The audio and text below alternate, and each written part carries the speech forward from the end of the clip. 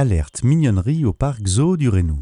Un heureux événement exceptionnel a eu lieu cet été, la naissance de 2 bébés pandarous. Le parc Zoo du Reynou, c'est un parc qui est situé au sud de Limoges, qui accueille aujourd'hui une centaine d'espèces exotiques des 5 continents. Et on vous accueille aujourd'hui pour la naissance de 2 bébés pandarous qu'on a eu la chance de voir arriver le 21 juin. On a un couple, on a le mâle et la femelle. Koshi est avec nous maintenant depuis 2015 et Sundara est arrivée au mois d'octobre l'année dernière, justement dans ce cadre de ce programme, pour pouvoir faire de la reproduction avec notre mâle. Jeune maman, toute jeune, c'est sa première portée, on dit primipare. Donc c'est un véritable succès qu'elle arrive à nous développer ces 2 bébés. Ça, c'était le plus petit. Le pandarou, c'est un petit carnivore, un petit mammifère de 5-6 kilos. Et non, il n'est absolument pas apparenté au panda géant. Le panda géant, il fait partie de la famille des ours, des ursidés. Le pandarou, lui, il a une famille tout seul. C'est le seul représentant de sa famille.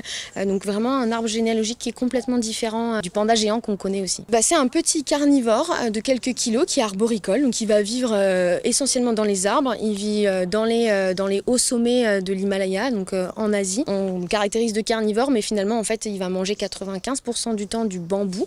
C'est un carnivore qui est presque végétarien et un petit peu de protéines quand même, avec des petites proies, des choses comme ça. C'est un petit carnivore qui va vivre entre 10 et 15 ans en milieu naturel, qui est très solitaire et qui va rencontrer son partenaire uniquement pour la phase de reproduction. Aussi une deuxième vétérinaire qui est là pour me remplacer, qui va prendre le relais dans les mois à venir. Je confirme que c'est un petit mâle, puisque c'était le plus petit des deux, donc on avait un peu plus de difficultés à...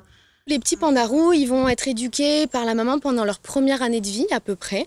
Donc on est sur un mammifère, donc on a une phase d'allaitement qui est toujours le cas. La maman vient régulièrement dans le nid pour allaiter ses petits.